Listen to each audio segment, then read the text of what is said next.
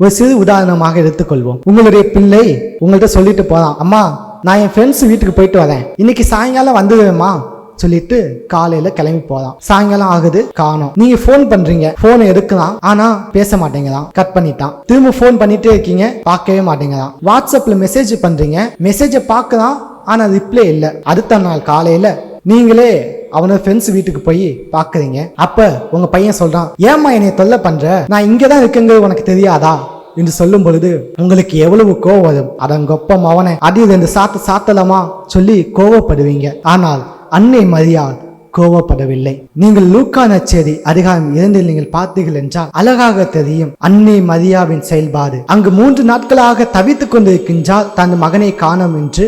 ஆனால் அன்னை மரியாள் அங்கு இயேசு கூறும் அதே வார்த்தை, தந்தையின் அலுவலில் நான் ஈடுபட்டிருக்க வேண்டும் என்பது உங்களுக்கு தெரியாதா என்று கேட்கும் பொழுது அன்னை மரியாள் அமைதியோடு இருந்தார். நாமும் இந்த உலகில் அமைதியோடு இருக்க வேண்டும் பிரியமானவர்களே. அந்த அமைதியின் உள்ளம் கொண்டிருந்தால்தான் குடும்பத்தில் அமைதியும் சமாதானம் சந்தோஷமும் இருக்கும். அன்னை மரியாள் குடும்பத்தை வளர்க்கும் கரங்களாக இருந்தால்